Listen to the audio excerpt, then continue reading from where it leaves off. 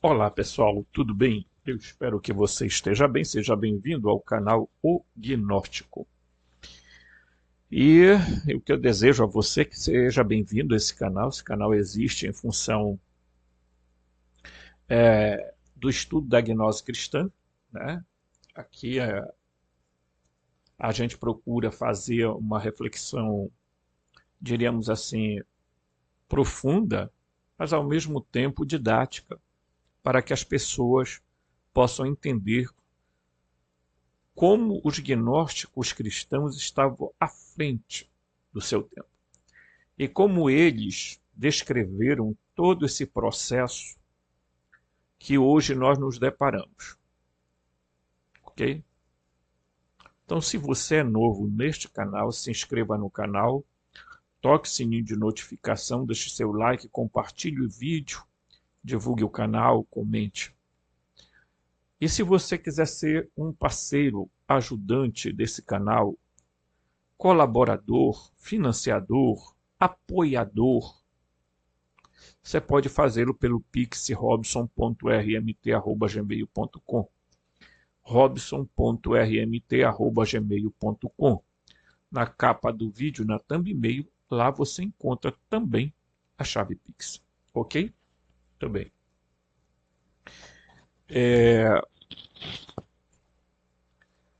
Eu estava hoje olhando alguns canais, né? Carol Capel e alguns outros, e parece que o pessoal resolveram começar a tomar um chá de racionalidade. Porque nos parece muito estranho que até alguns anos atrás os governos perseguiam, silenciavam, desacreditavam em pessoas que falassem sobre OVNIs, UFOs, UAPs ou qualquer coisa desse nível. Né? Então você imagina que de repente, da água para o vinho, esse pessoal começaram a dizer, a chamar os UAPs ou drones, né, que agora são drones, diríamos assim, drones extraterrestres, né, que agora os extraterrestres resolveram mandar drone para fiscalizar.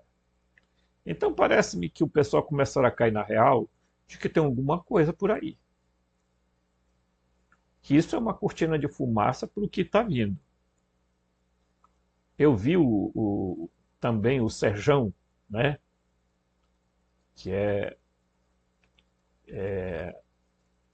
do canal Talk, né, uma coisa assim, e ele falando exatamente algumas coisas sobre esse tipo de acontecimento, né? Então, parece que as pessoas começaram a parar para pensar que é de uma infantilidade se acreditar que em todos os cantos do planeta estejam aparecendo um monte de coisinha por aí brilhando, algumas com características mesmo de drones, outras com aspectos de coisa fabricada na Terra, tá? E está sendo feito como que se diz assim, um teste psicológico. Teste psicológico, é isso mesmo que você está ouvindo eu falar. Tá? A Carol Capel falou isso, o Sérgio falou isso, e tem outros canais falando. Mas os ufologistas, os esotéricos e os pseudocientíficos estão em orgasmo profundo porque eles acham que agora é a hora. Nossa, agora a data limite do Chico Xavier vai se cumprir. Oh, né? Teve até um comentário aí de alguém que é brasileiro, acredito que seja brasileiro, e mora nos Estados Unidos, que disse o seguinte: não, mas não é aqui só nos Estados Unidos que a gente está vendo isso, lá no Pará também teve, lá, né? numa cidade lá, realmente, meu querido. Mas se você é brasileiro, eu acho que você deve saber precisamente o que foi que aconteceu na Operação Prato, né? Correto? Onde os americanos, onde você reside, vieram para cá, para o Brasil, que eles se acham os donos do mundo, estão a serviço do sionismo, né? E vieram aí, se apossaram do que queriam e foram embora. E a outra coisa que precisa ser dita, meu amigo, é que as experiências, tá, que tiveram na cidade aonde aconteceu esse fenômeno não foi das melhores, não. Muita gente machucada, tá? Então, qualquer que seja essas coisas, não são nenhum serzinho amigável, amoroso, tá? Certo? Então a gente tem que ter muito cuidado com essa noção. As questões de OVNIs, o APES, pessoal, não nasceu agora. Isso vem de muito tempo. Leiam as experiências existem por aí, vocês vão ver que a maioria das pessoas termina essas abduções com muitos traumas. Tá? Muitos traumas. Então, as pessoas precisam cair na real. Tá? Porque esses seres estão vindo em bases onde tem armas nucleares. Bem, se eles estão vindo, não é porque eles estão pensando em nós. Tá? Eles estão pensando no povo, né? Nos humanos. Oh, nossa, eles amam tantos humanos que estão pensando, eles vão lá, desativam as ogivas e tudo mais. Não, é que eles estão preocupados com eles. Eles não estão preocupados com humanos. Né? Eu acho que o que falta em muita gente é um pouco mais de leitura e um pouco mais de profundidade, porque algumas pessoas ficam naquela base do tipo assim, vamos acreditar em tudo o que acontece. Há uma cortina de fumaça, há um teste sendo feito, tá? Eu acho engraçado que ontem eu assistindo um filme assim, um filme besta, né? Tipo que o Vaticano desenvolveu uma tecnologia de ressurreição. Então as pessoas morriam e aí as pessoas eram chamadas e eram levadas e aí ressuscitavam e aí o padre tinha um filho que foi ressuscitado, né? Entendeu? E aí resolveram ir atrás, eles resolveram investigar porque estavam os caras que tinham ressuscitado começaram a matar as pessoas. Eu achei graça porque todo mundo sabe que a questão da ressurreição é uma questão realmente tecnológica e não milagrosa, tá? Mas não é uma tecnologia que alguém possa ter no momento, né? Mas que isso é realmente tecnológico, tá? Agora, a gente precisa parar de estar fantasiando essas histórias de confederação galáctica, de não sei o quê, esses delírios esotéricos que tem por aí, que não levam a lugar nenhum, gente. Mas eu tenho 50, meio século de existência e cresci ouvindo um monte de baboseira sobre volta de Jesus, sobre não sei o que tem mais, de 2000 não passa, depois 2012, depois não sei quando, agora é 2025 e assim por diante. Tudo fantasia de cabeça de gente que estão com parasitas mentais e são arcontizadas. Ok? Então fique com a gente nesse estudo, porque essa é só a introdução do que eu quero dizer para vocês hoje. Muito bem. Dado esse pontapé inicial, né, assim, diz aqui o seguinte, tá? os primórdios de Yaldabaoth, o nosso Criador. Tá? Quero dizer a vocês que eu não endosso, tá, essa tese, ok? Eu não endosso essa tese. Eu não endosso isso aqui, ó. Creio, e vocês vão ver, tem inclusive um texto aqui que é de uma profundidade muito grande quando eles falam, mas aí isso também é uma questão que tem que ser analisada, né? Que eles falam que eles fizeram de que os Anunnakis fizeram milhares de experiências com os humanos. Bem, eu, em primeiro lugar, não acredito muito, né? Que se lá atrás eles mentiram para Adão e Eva, eles mentiram para os sumérios, eles mentiram para os egípcios, mentiram para todo mundo. Tá? Então, provavelmente, eles tenham dito, né, para algum, olha, eu não acredito nisso. A minha tese é muito clara. Os humanos não são terrenos e vieram para cá por qualquer que seja a razão que ainda eu estou investigando. Ou vieram para cá por engano, ou vieram para cá porque foram mandados, ou vieram para cá porque aqui tinha alguma coisa, mas fica evidente que nós somos parte de um grupo humano muito maior, dos antropos que estão no pleroma. Então, os antropos da Terra são chamados de terráqueos, né? Mas está claro para nós que tem algumas coisas que as pessoas precisam entender e saber. Porque os sensacionalistas eles pegam essas imagens aí de luzes voando, ó, nossa, a coisa está estupenda, nossa, vai acontecer um fenômeno. O que é fenômeno? Qual é o fenômeno? O máximo que pode acontecer é um monte de gente ser enganada. Tá?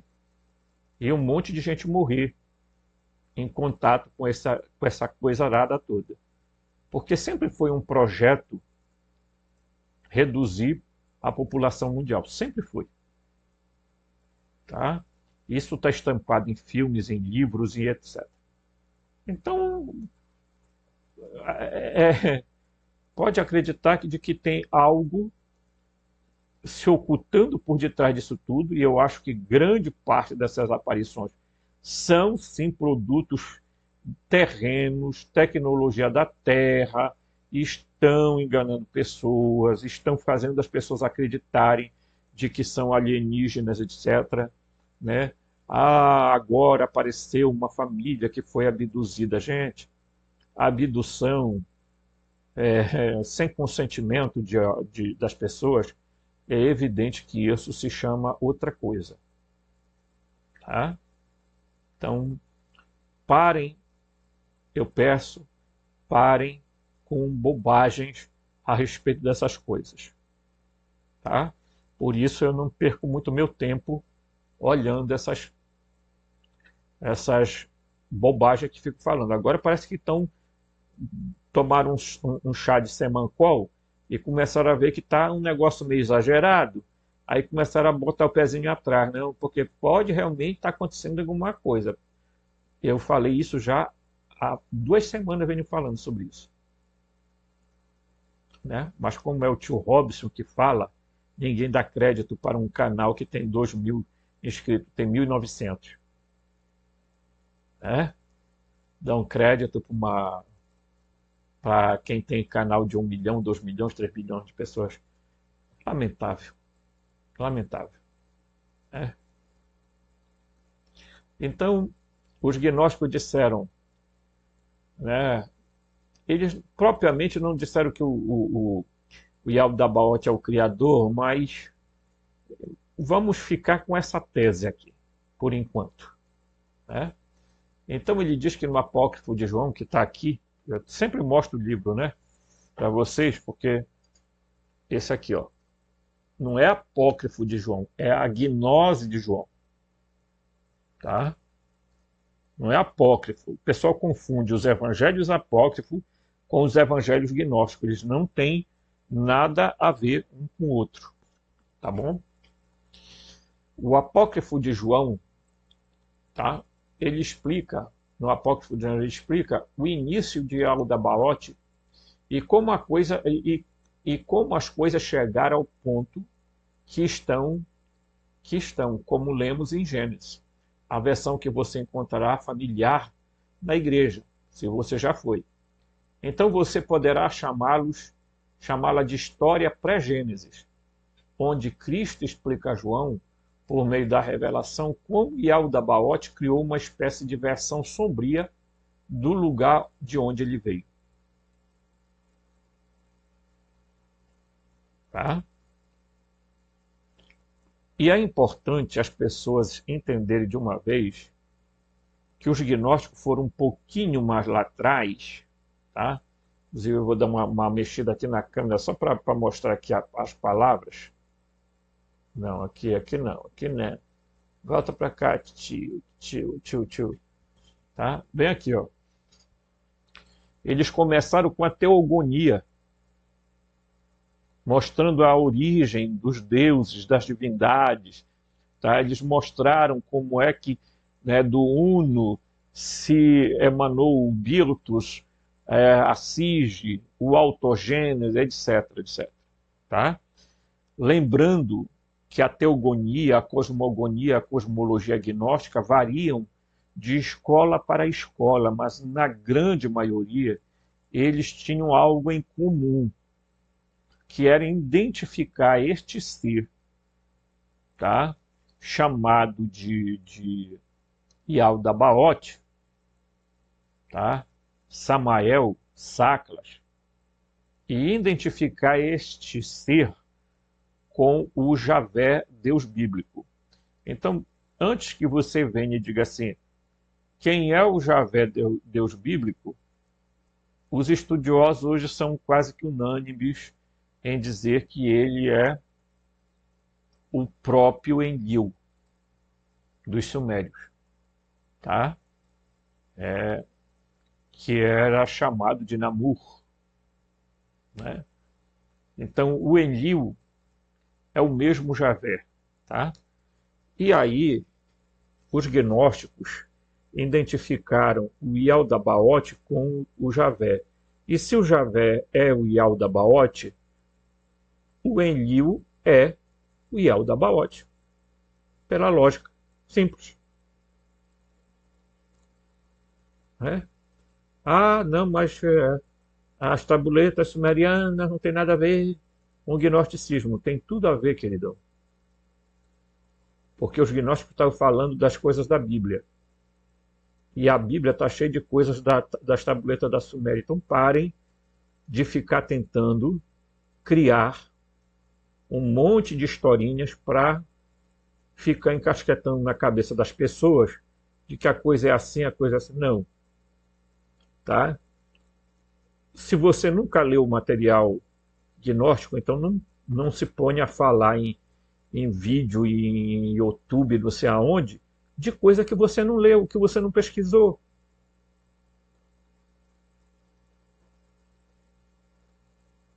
Aí tem gente dedicada unicamente a ler as tabuletas sumérias que nem foram traduzidas todas, né?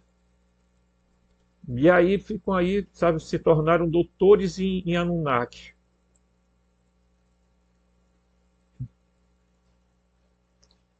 Ah, não? Ah, é isso mesmo. O mundo é assim. Então, os gnósticos, eles vão numa história chamada História Pré-Gênesis. Sabe o que significa História Pré-Gênesis? Que eles foram muito antes do surgimento da Terra, eles foram lá atrás para explicar a origem do Yaldabaoth. Da onde ele veio, como ele chegou, o que aconteceu, né? Em primeiro lugar, a gente precisa parar com a história de que isso aqui foi criado, feito um milagre, haja luz e houve luz, haja terra e houve terra, porque não foi assim, e eu posso garantir isso a vocês que não foi, tá? Tudo foi criado tecnologicamente, porque é assim que se fala. Diríamos tecnoespiritualidade. Vamos chamar assim, né? Tecnoespiritualidade. Porque os próprios arcontes são seres ciborgues, seres que são considerados chamados neonatais, porque eles parecem com feto, e isso se refere aos greys, que na maioria das vezes são vistos, e também são seres ditos dentro de um conceito que eles chamam de dragonianos, reptilianos, por aí vai. Tá? A aparência desses seres pouco importa. Se eles têm cara de largato ou têm cara de gente. Tá? O que os gnósticos queriam dizer é simplesmente o seguinte: eles são perigosos, são parasitas mentais, estão no controle de todas as coisas e estão fazendo essas aberrações em alguns lugares. Prestem atenção, não comecem a dizer que tudo que está acontecendo aí são os arcontes que estão fazendo. Tem muita zerda, muita zorra que está sendo feita por quem? Pelos próprios humanos, tá? A elite dominante que está aí fazendo e acontecendo, né? Então sejamos muito serenos nesta parte e evitemos, porque nós estamos sendo testados psicologicamente, porque eles estão preparando algo que deve estar vindo aí, tá? Nós teremos vários problemas em início de 25, tá? É bom as pessoas irem se preparando. Mais ou menos ali em fevereiro vai acontecer um terremoto num determinado lugar, certo? Que vai também atingir o fundo do mar e vai provocar a inundação de uma grande parte de terras. E eu vou falar mais uma coisa. Isso é teoria de conspiração, não me importa. Pode falar o que você quiser. Os terremotos, muitas vezes, são terremotos simplesmente provocados. Tá? Escutem o que eu estou falando para vocês. E aí nós teremos um 2025, gente, numa economia que nem vai ser ruim, nem vai ser tão boa, mas vai ficar numa estabilidade razoável para que as pessoas possam sobreviver. Alguns países estarão muito bem economicamente, inclusive o Brasil. Depois do ano de 2025, 2026, pessoal, vai haver um avanço muito grande de migrações para o Brasil. Tá? Em virtude de alguns lugares estarem sofrendo, em alguns lugares ficará extremamente quente, em outros lugares extremamente frio. Tá? Colheitas serão perdidas, etc. E vai ser desenvolvida uma tecnologia que já está pronta, tá? Para alterações climáticas. Tá? Então é bom que a gente fique bem atento ao que eu estou falando agora. Tá? Anote o vídeo que eu estou falando aqui. Tá? Haverá uma reunião de cúpula dos líderes mundiais, certo? A ONU vai perder sua importância, não vai deixar de existir. Ela vai perder a importância por causa dos grupos que vão começar a surgir, tá? E serão entes que estarão numa certa competição com a própria ONU, tá? E os líderes mundiais vão se reunir, porque algumas coisas vão se tornar muito sérias no planeta, no que eles chamam de planeta, eu chamo de plano e de realidade, tá? Então, fiquem atentos a essas coisas, certo? Aí a gente passa a ler esse texto aqui, que é o texto de, olha aqui, ó, isso aqui é o texto do escrito de João, tá? De nós e de João. E tendo criado, tudo ele organizou de acordo com o modelo dos primeiros eões que tinham surgido para que ele pudesse criá-los como os indestrutíveis. Não porque ele tivesse visto os indestrutíveis, mas o poder nele, que ele havia tirado de sua mãe, produziu nele a semelhança do cosmos. Então presta atenção que a gnose de João está dando uma explicação bem serena. O Yaldabaoth, prestem bem atenção nessa explicação do tio Robson, tá? Ele, pessoal, ele é uma espécie de aeon inferior. Os aeons, eles são chamados de eternos ou de indestrutíveis. Ok? O que é que esses seres são? Partes de Deus. Tá? Eles são partes de Deus. Eles são partes do Uno, da mônada, da fonte. Tá? Por isso a doutrina gnóstica é emanacionista. Certo? O Yaldabaoth não criou nada. Ele emanou de si, certo? Porque a maioria dos seres eram andrógenos, tá? E o que é um ser andrógeno? Os gnósticos tinham algumas coisas que... Deixa eu virar aqui por coisa aqui, tomara que ela não vá me seguir, tá? Aqui, eu vou apagar aqui, gente. Se a tinta ficar muito tempo, ela fica difícil de apagar, né? Aqui, oh, eita. Então, os gnósticos, eles tinham algumas coisas que eles identificavam. Então, uma delas tinha duas vertentes. A primeira dizia que os seres eram andrógenos. Tá? Seres andrógenos.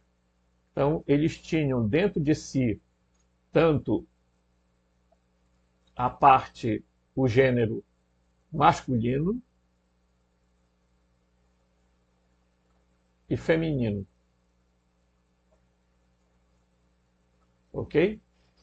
Outros acreditavam que esses seres eram impares. Tá? Formando casais.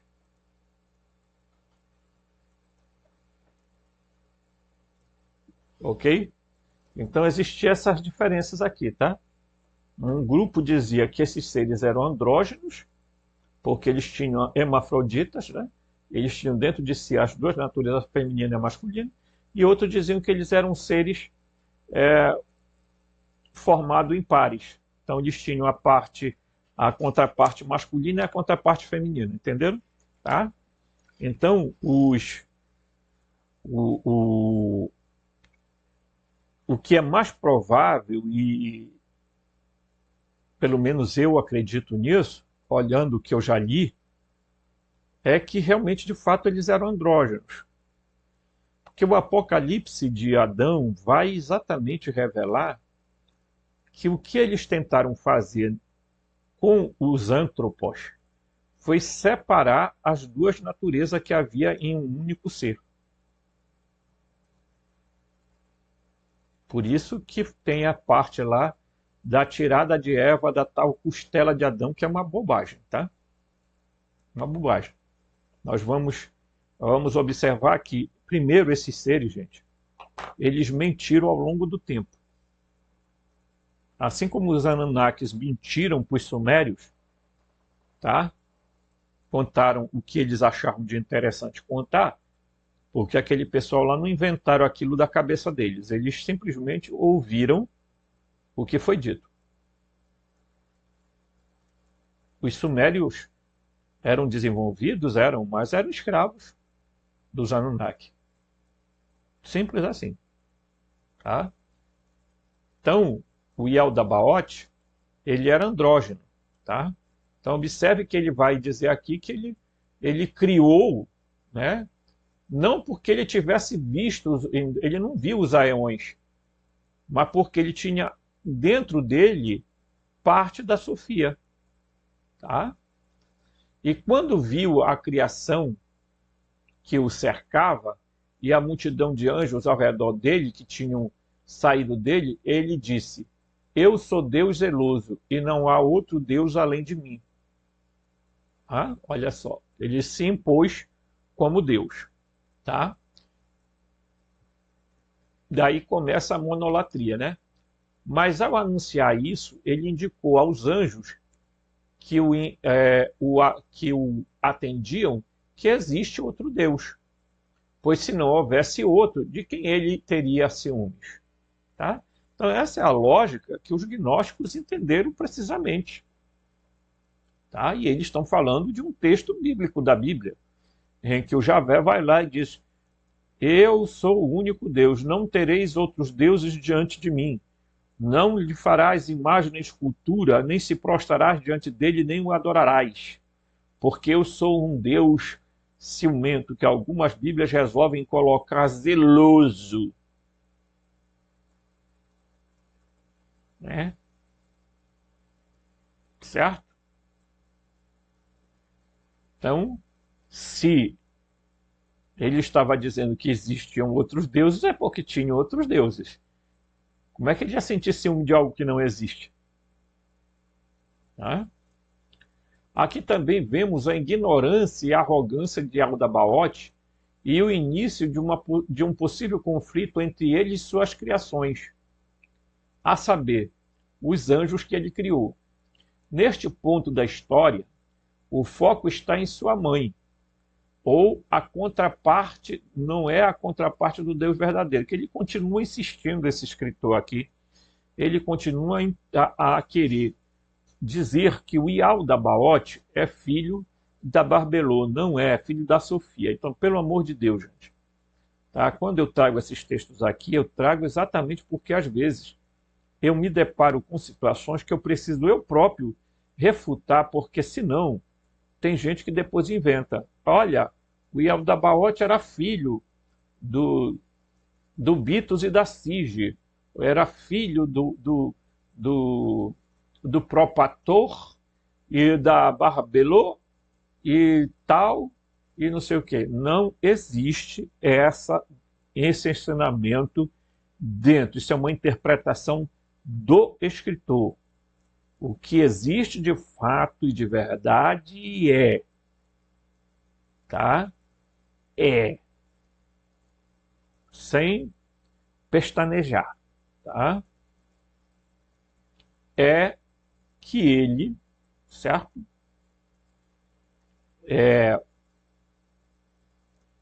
Esse ser nasceu de Sofia,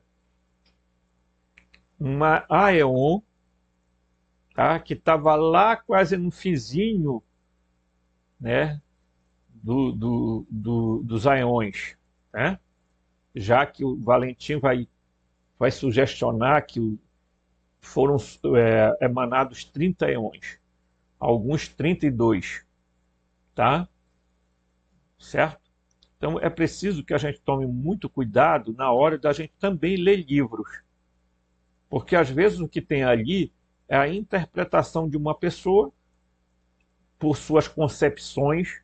Veja que muitas vezes você pega livros aí que o pessoal são teosofistas e eles resolvem dar uma interpretação para os livros gnósticos do jeito deles. Se são esotéricos, eles começam a fazer a interpretação segundo as concepções esotéricas. Então, isso é barca furada de entrar e pule fora. Tá? E assim, né, ele não era a contraparte coisíssima nenhuma do Deus verdadeiro, depois ele percebe o erro que cometeu, se arrependeu com muito choro. Tá? Mas quem que se arrependeu? A Sofia. Tá? Não foi o Ialdabaoth nem a Barbelô. A Barbelô está longe disso aí. Tá? Então, explica como ela foi elevada acima de seu filho. Tá? A Barbelô. Tá? Não a Barbelô, a Sofia. Aqui, ó. Tá? Vejam só que quando ele fala aqui que ela foi elevada acima de seu filho, porque ela está no 8º céu. Tá? Na Agdoad, no 8º céu. Enquanto Ialdabaoth governa de Saturno para baixo, se é que a gente pode dizer assim. Tá? Como esses dito planetas, entre aspas, são estrelas errantes, astros errantes, que era assim que era compreendido, ok? Que giravam em torno da Terra, mas giravam organicamente, no entanto, exerciam um controle sobre a Terra. Por isso eles levam o nome de deuses, tá? E não é à toa, porque esses deuses todos eram arcontes, tá? Eons que a gente pode chamar inferiores, tá? Se é que a gente pode chamar assim, porque eles têm também uma natureza neste sentido. No entanto, os gnósticos preferiram chamá-los de arcontes, tá? Então ele diz assim: até que ela corrija a sua deficiência. Tá? Quem corrija? A Sofia. O Deus verdadeiro, não o Deus do Antigo Testamento, diz aqui, não interviria diretamente. Em vez disso, ele queria que não é a contraparte dele, mais uma vez, que a Sofia resolvesse o próprio problema. Explica que ao mesmo tempo em que isso está acontecendo, uma voz aparece a Ialdabaoth, que também ouve. E seu estado de ignorância, ele não percebe que roubou um poder de sua mãe. E esse poder é algo que, uma vez que ele o perde, ele tenta de tudo para recuperá-lo, mesmo até hoje, por meio de nós. Tá? Veja só, uma voz surgiu do exaltado céu, do exaltado éon céu, e disse: o homem existe. A palavra não é homem, é o antropos. O antropos existe. E o filho do antropos, e o filho do antropos. E o arconte-chefe, o Ialdabaoth, ouviu isso e pensou que a voz tinha vindo de sua mãe. Ele não sabia de onde vinha. E ele os ensinou a santa e perfeita mãe pai, tá? E ele os ensinou a santa perfeita mãe pai, a presciência completa, a imagem visível, que é o pai de todos, através de quem tudo veio à existência, o primeiro homem, pois ele revelou sua semelhança em uma forma humana. Quem se revelou, quem é o primeiro homem, gente? Tá? Este é um dos grandes problemas que as pessoas, quando lê os documentos gnósticos, se embanando todo, e aí a gente falando um monte de asneira por aí e tal, tá, certo? Então, bora lá. Em primeiro lugar, Os gnósticos dizem que lá no pleroma aqui existia os antropos. Ou o que quer dizer antropos? Podemos identificar com uma palavra os humanos. Tá? Eles dizem, existia o primeiro homem, antropos, que eles vão também traduzir por primeiro homem. Quem é o primeiro homem? O Bitos, o pai. Ok? Também existiu o segundo homem. Quem é o segundo homem? Tá? O Cristo.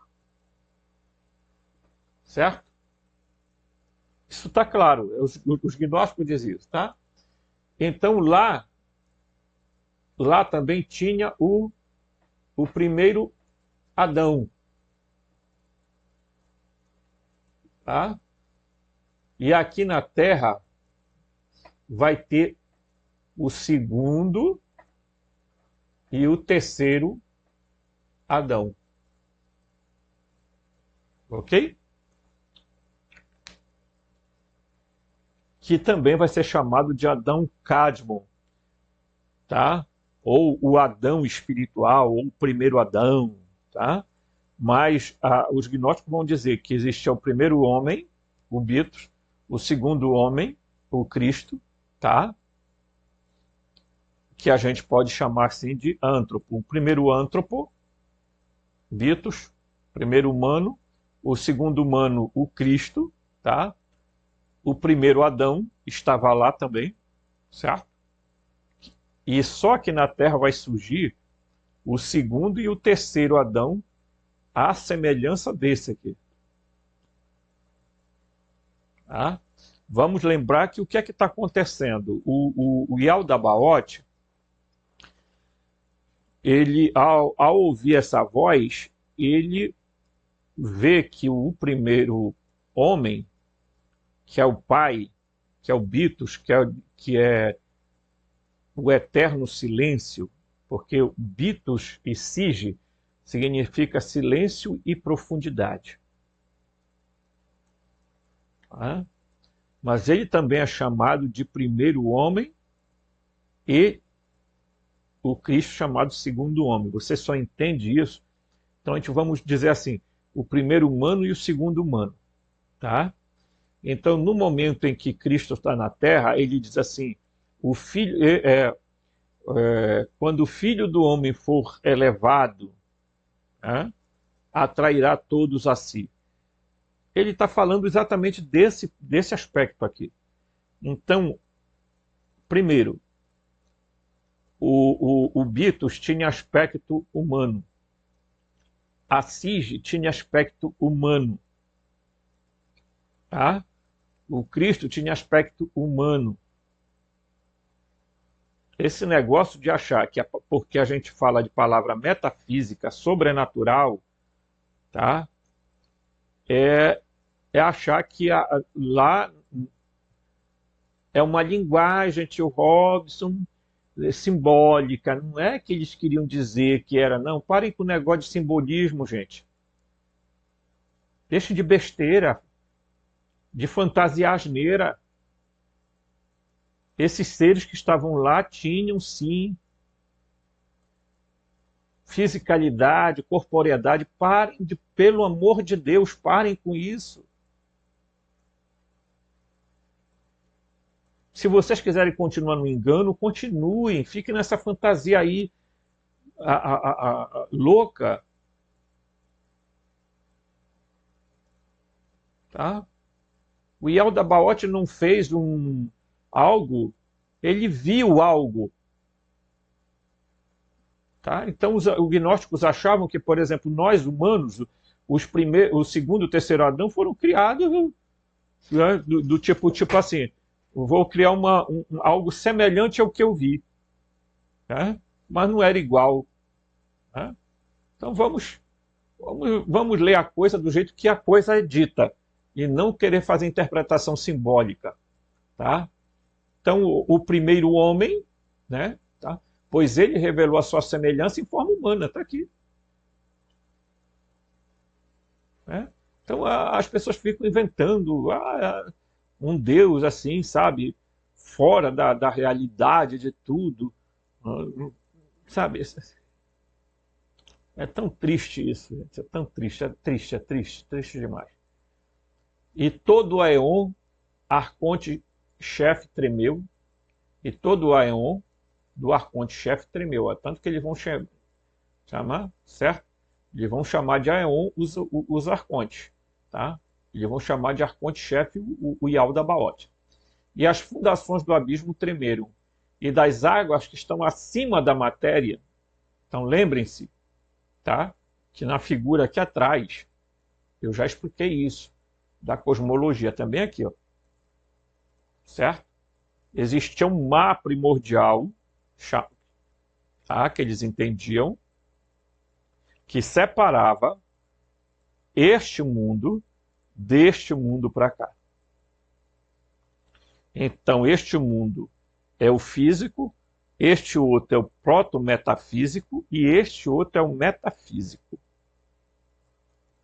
Só que entre este e esses para cá, essas duas realidades para cá, existia um grande oceano, um grande mar. Vamos lembrar que o Espírito de Deus pairava sobre as águas, não nada tinha a ver com a água aqui da terra. Tá? É por isso que algumas pessoas, tá? Alguns intérpretes, acreditam que nós estamos no fundo de um grande oceano. Imagina você, tá? Então vamos lá. Imagina você, eu vou apagar aqui, só para a gente criar uma polêmica aqui. Eu gosto de criar polêmica. Vamos criar, né? Imagine você que é assim, tá? Os gnósticos, bem, aqui tem um oceano primordial, um grande mar, tá? Então eu vou traçar aqui uma linha, certo? Várias linhas, muita água aqui, muita água aqui, muita água aqui, né? Tá, papapá. Estamos fazendo aqui o grande oceano, aqui, tá? Tanto eles acreditavam nisso que o Leviatã e outros monstros são monstros categoricamente de água, de mar, tá? Então, o que acontece? Aí, aqui, vamos dizer, um grande oceano, né?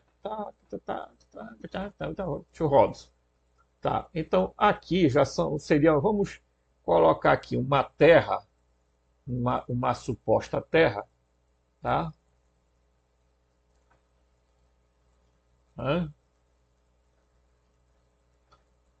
Com árvores, tal, gramas, etc. Tá? Vamos idealizar isso aqui. E essa terra aqui seja chamada de pleroma. Certo? Está dando para entender? O que é que acontece? O arconte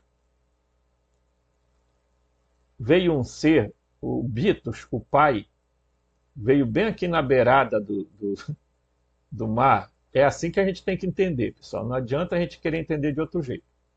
Tá? Porque senão a gente fica... E ele olhou e falou assim pro arconte, que estava onde o Yaldabaoth? O Yaldabaoth estava aqui, ó. Tá?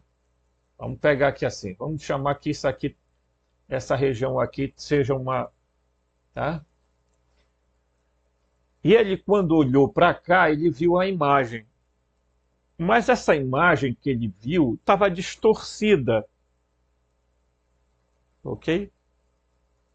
Então, quando vocês ouvem que o espírito passeava sobre as águas, ele não estava dizendo das águas da terra. Tá? E aí, o que é que hoje alguns dizem? Que o Yaldabaoth criou um balão separando águas de cima de águas aqui de baixo, certo? Ok?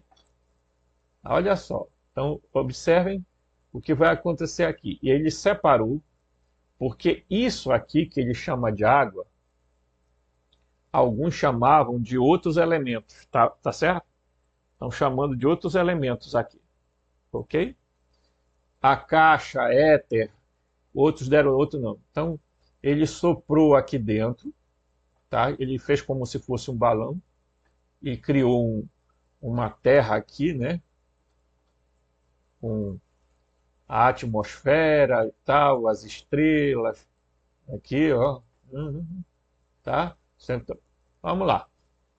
Então ele cria aqui dentro desse espaço, ok?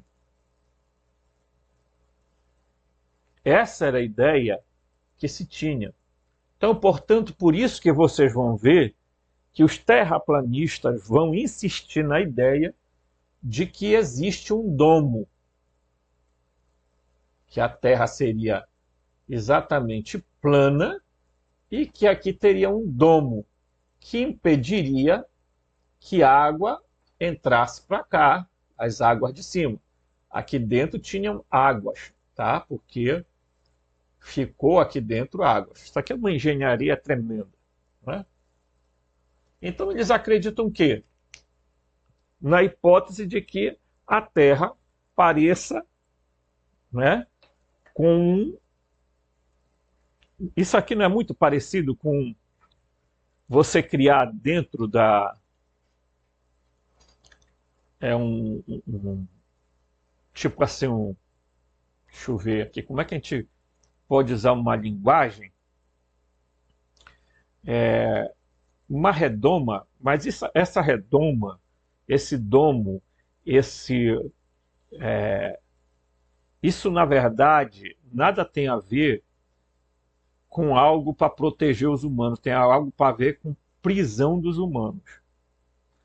Eu estou usando esse simbolismo aqui porque isso era tradicional na ideia que se tinha cosmológica da época. Tá? Hoje, algumas pessoas dizem que não é a água mais energia. Agora, quero fazer uma advertência. Hoje, gente, pesquisas mostram existência de água no espaço, do elemento água. E aí vocês podem... A água ela pode vir, estar em forma de vapor, em forma sólida, tá? Ela pode estar em forma líquida, mas é sempre água. Ok? A determinada altura de alguns montes, você começa a sentir uma espécie de sutil de água, de vapor de água em você. Né? Você chega nas grandes lojas, como é que eles fazem a refrigeração daquele ambiente? Minúsculas partículas de água são liberadas para esfriar um ambiente, mas você não percebe essas partículas pequenas.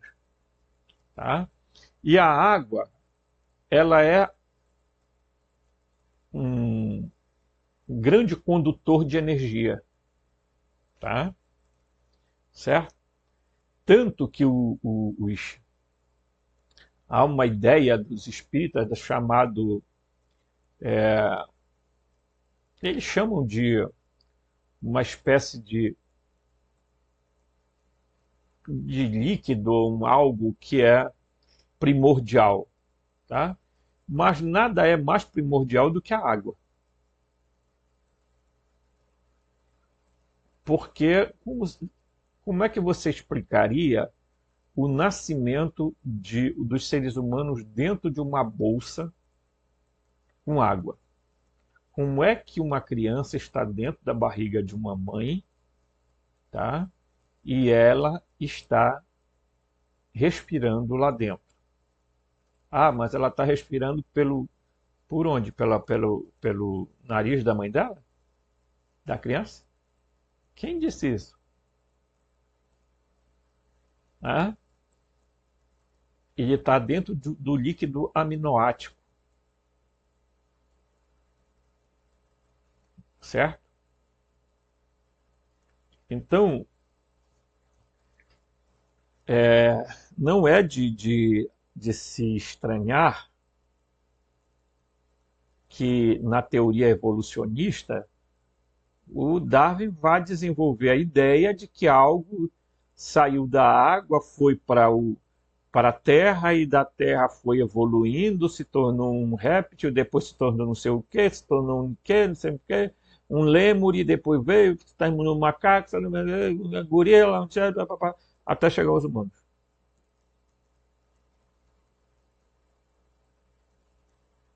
Então, os filósofos gregos, alguns deles tinham a ideia de que o princípio de tudo era a água, mas também eles tinham a ideia de que o princípio de tudo era o fogo, outros diziam que o princípio de tudo era o ar, outros disseram que era, enfim, tá? Eles tentaram, de uma certa forma, entender qual o primeiro princípio, certo? Eu estou dando essa ideia porque é uma ideia que os gnósticos também desenvolveram, mas não neste nível aqui que eu coloquei aqui, porque isso aqui é bem didático para a gente entender, ok? Certo? Muito bem. Então diz assim, tá? E quando todas as autoridades das fontes olharam, eles viram toda a região do lado inferior que estava iluminada, e através da luz eles viram a forma da imagem na água. Está aqui, ó. Vocês estão entendendo o que eu acabei de colocar aqui? Então eles olham, tá? Supostamente daqui, vê a imagem aqui. Só que isso aqui refletido na água, é, você não vai ver a imagem real como é. Há uma distorção. Então, se o mundo material está aqui embaixo porque é separado por uma quantidade de água, é porque, né, eles, ao olharem para cima, você já imaginou, você está aqui no fundo do mar, né? No fundo de uma piscina, alguma coisa, você olha, tem uma pessoa na beira da piscina. Tá? Aí você olha, realmente você vai ver a pessoa tal como ela é? Não, você vai ver ela como se fosse uma distorção. Na época antiga, por exemplo, eles ainda não tinham espelho. Mas o espelho que eles usavam era muito diferente do que nós temos hoje. Ele não refletia totalmente a pessoa, assim tal como tinha essa. Né? Então, é preciso a gente ter uma reta noção de como eles viam essas coisas. Ele disse às autoridades que o atendiam: venham, criemos um homem conforme a imagem de Deus. Olha só, conforme a imagem de Deus, de quem? Do Deus que ele viu lá acima das águas, tá? Prestem atenção que isso tem. É por isso que eu gosto de ser didático, tá? A partir dessa imagem, tá? Ele vai dizer: vamos criar um homem, ok? A imagem de Deus, desse Deus aqui, ok? Do primeiro homem, que é o Beatos, ok? E diz assim: e conforme a nossa semelhança. Bem, a imagem vai ser dele, mas a semelhança vai ser nossa.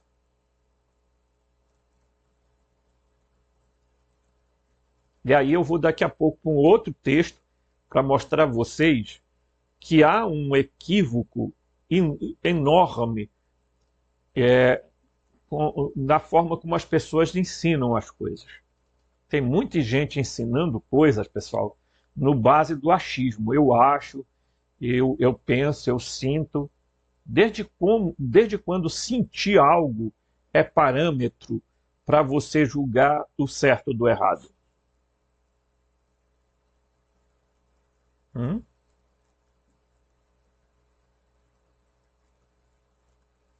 Tem algo. estranho nisso, não tem? Tem, tá?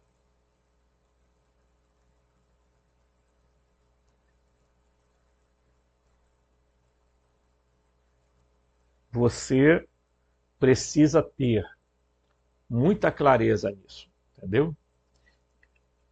Para que a imagem se torne uma luz para nós, tá? E eles criaram por meio de seus respectivos poderes em correspondências com as características que foram dadas. E cada autoridade forneceu uma característica na forma da imagem que eles tinham visto, tá? Em sua forma natural. Ele criou um ser conforme a semelhança do primeiro homem, que é o Betos, o Deus, tá? O primeiro homem perfeito, portanto, o primeiro homem perfeito é o Betos, certo?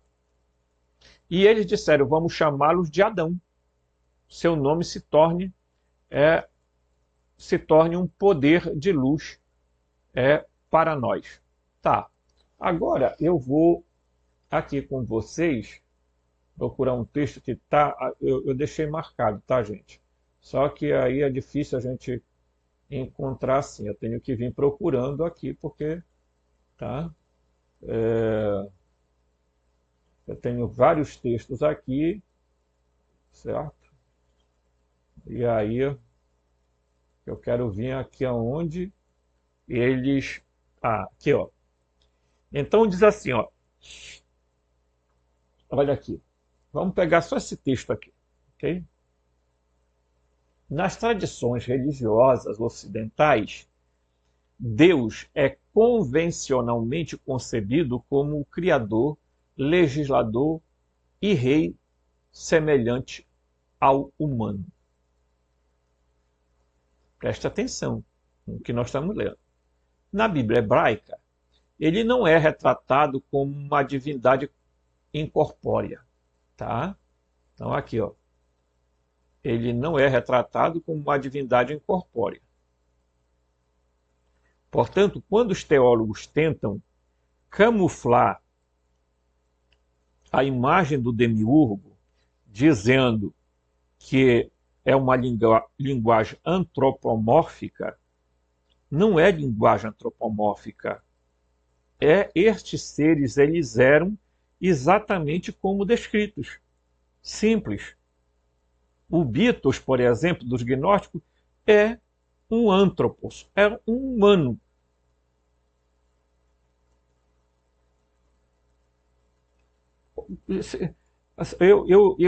Eu acho que as pessoas têm que começar a estudar, a pesquisar, porque o Brasil é pobre de leitura e as pessoas não lêem nada. As pessoas, sabe o que elas fazem? Elas vão atrás de me disseram, me falaram, me contaram e se tornam fáceis de manipulação. Então, os teólogos vêm e dizem, não, é uma linguagem antropomórfica que está na Bíblia, mas Deus é incorpóreo, ele não tem corpo, ele é um espírito. Jesus, aí vamos recorrer ao texto que Jesus disse à samaritana, né? Deus é espírito e os que o adoram, o adorarão em espírito e em verdade. Portanto, Jesus em nenhum momento dizendo que o Deus lá do pleroma era espírito, ele quis dizer que ele era imaterial, incorpóreo. Não. Ele estava dizendo que o princípio que rege este ser no pleroma é espiritual. Tem uma outra natureza, uma outra vibração, uma outra frequência, um outro estado de ser. Porque se Jesus fosse falar de frequência e vibração àquelas alturas, garanto que alguns teriam ficado noiados. Nossa, meu Deus do céu! Nossa, o que é isso, mestre? Frequência, vibração, densidade, como é que o senhor nos explica isso? Jesus tinha que usar a linguagem que podia. Imagina Você vem de lá de uma outra realidade, de um outro mundo, top de linha, você tem todo o conhecimento, você chega em algum lugar onde o povo ainda não tem um avanço suficiente cultural, né? E você vem falar da linguagem assim, olha, gente, frequência, vibração, tá? Densidade, quinta dimensão, quarta dimensão. Vamos falar aqui um pouquinho sobre onda, ressonância. Oh, nossa! Né? Quando eu li aquele livro, As Cartas de Cristo, eu achei, eu eu até ri, porque Jesus lá fala num tom como um grande, é, assim, um cara que aprendeu física quântica muito rápida, né? Porque ele fala lá numa linguagem exatamente igual a física quântica fala, né? O problema das pessoas é endeusar livros, que elas acham que tal livro foi escrito, aí, nossa, tal, aí lasca tudo no mundo, né? Eles diziam que o Deus era incorpóreo, como uma divindade incorpórea, tá? Em vez disso, ele tem forma. A palavra forma tem a ver com tislen, não é? Certo? Tem a ver com tislen, que é a palavra, olha aqui. Eles têm uma forma, um tislen e um demute, tá? Um demute, que é semelhança, ok? Que é semelhança ao humano.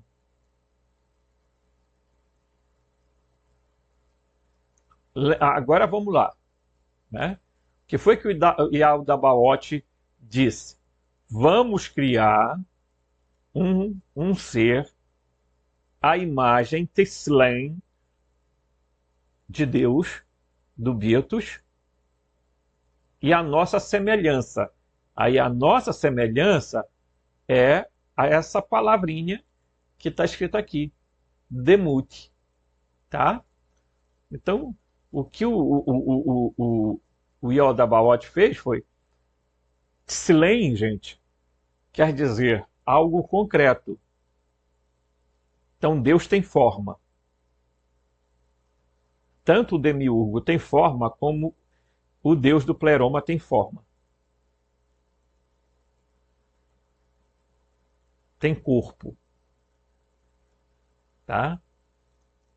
Vamos parar com essa onda de querer inventar essa. Ah, mas aí se ele tem corpo e se ele tem forma, ele não pode ser transcendente, imanente e, sei lá, uma outra coisa. Pode sim, pode sim. Se você achar que pode ser sério, me peça para ligar para os serviços de emergência ou para alguém em quem você confie.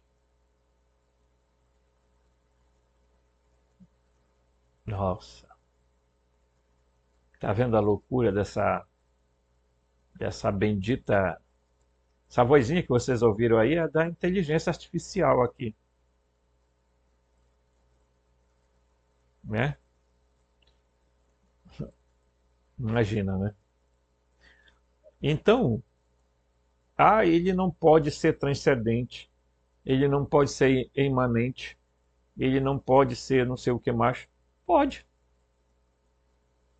Se você entender a coisa como uma lógica, tá? Se você entender transcendência e imanência como tecnologia, você vai saber que o Deus que está no pleroma é capaz de entender todo mundo, porque ele está em todo mundo através da centelha divina.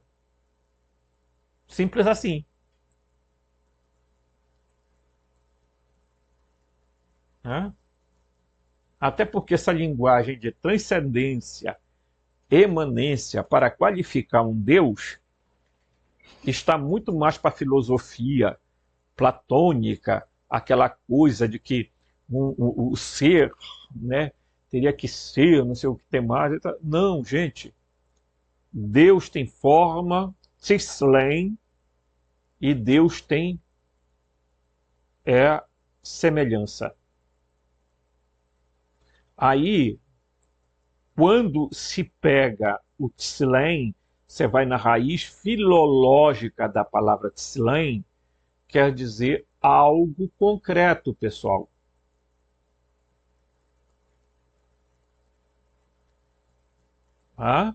O Mauro Briguino explica isso muito bem. Então, quando lá na Bíblia, no Gênesis, Deus vai dizer que façamos o homem a nossa imagem e semelhança, imagem é tsilem. Então eles pegaram algo de concreto deles, seja o esperma, seja o sangue, seja um pedaço deles, eles usaram algo concreto para criar o humano na Terra.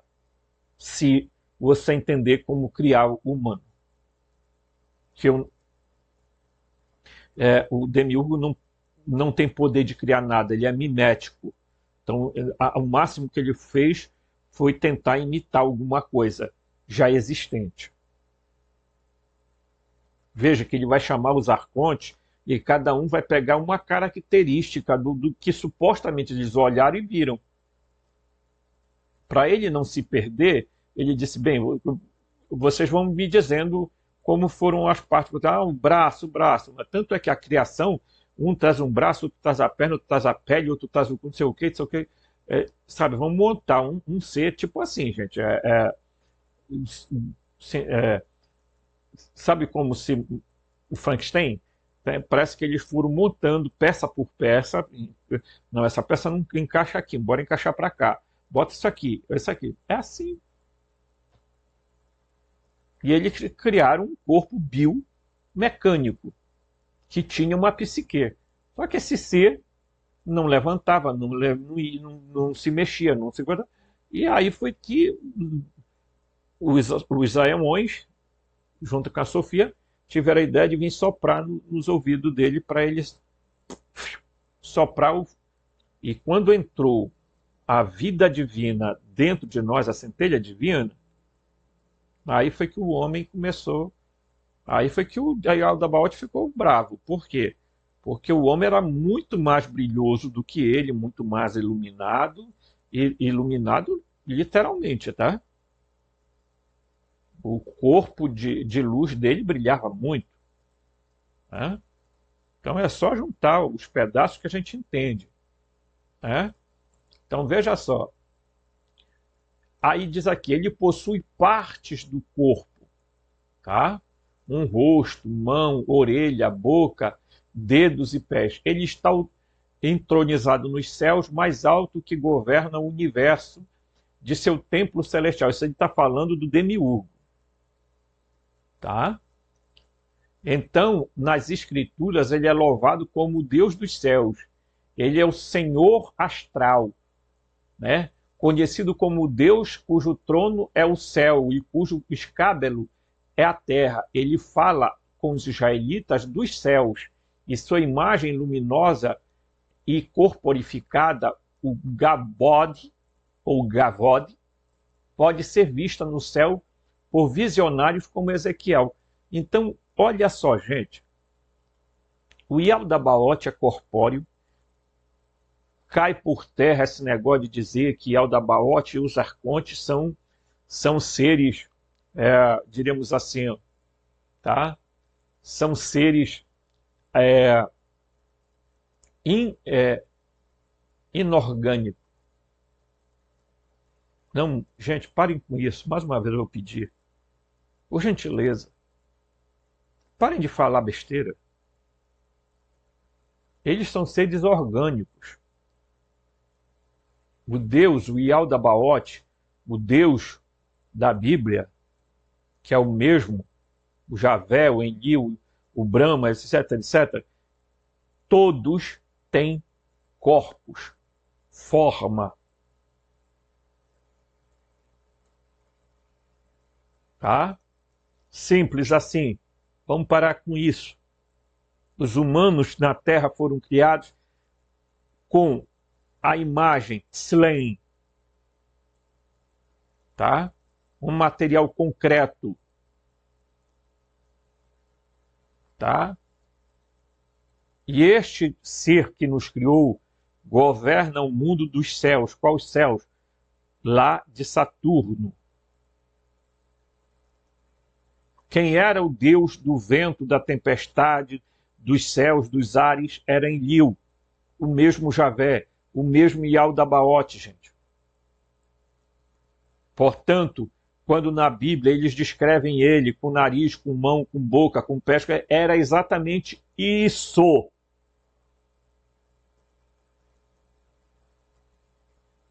Um Deus que disse para os israelitas no deserto: olha, vocês vão andar com uma pazinha, tá?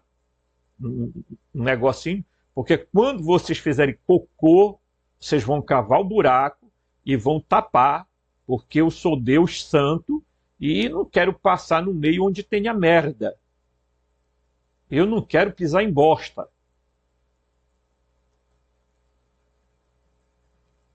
É assim que está escrito na Bíblia.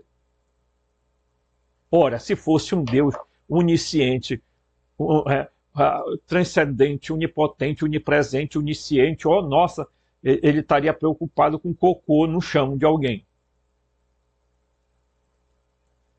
Não, tio Rob, isso é porque ele ensinou isso por causa do higiene, senão o pessoal ia contrair doença no deserto. Um Deus que diz assim: eu vou passar no meio de vocês. Por favor, enterrem as hostas de vocês, as merdas, porque as fezes, porque eu não quero ficar com o pé sujo. Né? Você já pensou? Certo? Deus falando isso aí? Né? Certo? Deixa eu terminar aqui, que senão essa bichinha aqui ela fica me perturbando e eu perturbo ela e ela me perturba, e eu perturbo ela, ela me perturba. Certo? Então, pessoal, o Deus dos gnósticos, o Deus desconhecido, o Deus incógnito, ele tem forma. Ele tem corporeidade. Ele é o primeiro homem, o primeiro humano, o primeiro antropos. Então, bora. Se vocês forem em outros canais esotéricos, eles vão dizer: gente, isso aqui é uma imagem, um símbolo para dizer uma coisa que está além da nossa compreensão. Nós não conseguiremos jamais compreender o eterno. Porque eles querem manter as pessoas dominadas pela crença de um ser que está em todo lugar, que está em todo canto. Ele é onisciente, ele sabe tudo, ele é onipresente, está em todo lugar, ele é onipotente, ele pode tudo. Esse Deus não existe nem na terra, nem nos céus, porque o demiurgo não tem nem onipotência, nem onipresença, nem onisciência. Nem tampouco a Sofia também tem este poder, e nem tampouco o Deus do Pleroma tem esta coisa, porque isso é uma invencionice de teologia, baseado em especulações filosóficas, neoplatônicas, platônicas e por aí vai. Por isso que uma vez veio um cara e disse: você está querendo explicar o inefável. E o pessoal enche a boca para falar assim das coisas. O inefável. Eu não. Quando eu estou rezando, ou como você quiser entender, rezar, meditar, orar, falar, comunicar, acessar, use o termo que você quiser. Quando eu estou acessando ao Bitos no Pleroma, eu falo para ele dos meus sentimentos, das minhas emoções, dos meus pensamentos, porque eu sei que ele está entendendo. Porque eu sei que lá tem um Deus que tem corporeidade e forma. Porque o Yaldabaoth disse, vamos fazer um humano para nós à semelhança de Deus, do Pleroma, porque eles olharam e viram, Tselem, né? E segundo, né, a nossa semelhança, tá? Que é o termo que eles usaram aqui, ó, né? Demut, tá? Certo? E quando o povo da Bíblia descreve Deus, descreve ele exatamente assim, e tem mais. Os equipamentos que o Yaldabaoth usava para vir estar na Terra eram o Agavod, que era um aparelho, tá? Numa linguagem mais moderna, era uma carruagem, era uma nave espacial, tá? Tanto a Gavod quanto a Ruach eram considerados pelos estudiosos hoje modernos equipamentos voadores que faziam barulhos, que eram parecidos com os foguetes que o Elon Musk inventa, o Elon Musk, ele inventa, né, aquela... Esse barulho era um barulho que eles ouviam quando Deus se aproximava com a sua Gavod. Fazia um barulho e fazia um fumacê, meu irmão. Por isso que quando o Moisés disse, eu quero ver a tua Gavod, as Bíblias traduzem glória. Eu quero ver a tua Gavod. Ele disse, olha o que o Yaldabaoth disse para ele, olha, é o seguinte,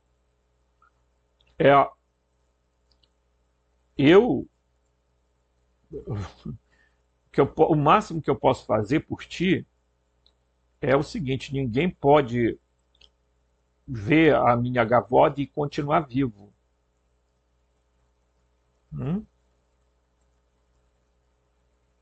Ninguém pode ver a minha Gavod e continuar vivo. No entanto, eu vou te colocar entre as pedras, entre as rochas, lá na montanha, lá no Sinai. E aí, eu vou passar com a Gavod. No entanto, quando eu passar, eu porei a minha mão sobre o teu rosto, tá?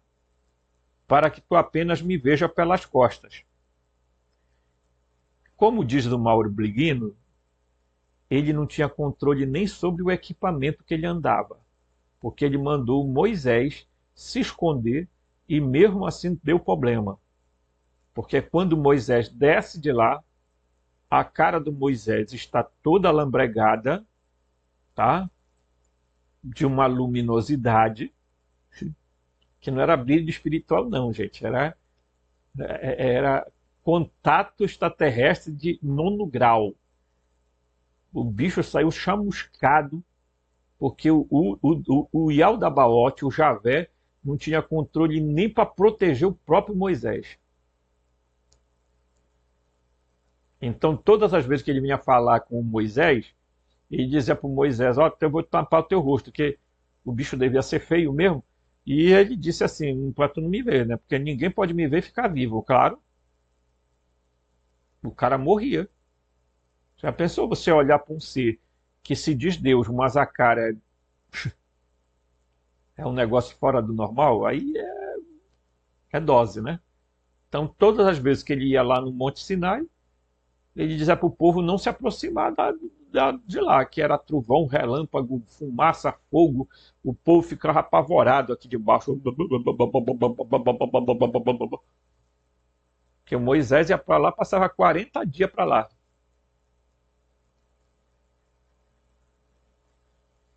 E ele não via esse ser. Porque ele não viu lá no dia da sarça ardente. Tá? Ele nem sequer conhecia quem era esse Deus. Porque ele próprio pergunta, mas espera lá, eu vou lá com os israelitas lá no Egito. Mas quando eu chegar lá eu falo o quê? Quem é que me mandou? Aí ele vai dizer Axé, Eié, Iê, Axé, Iê. Eu sou o que sou.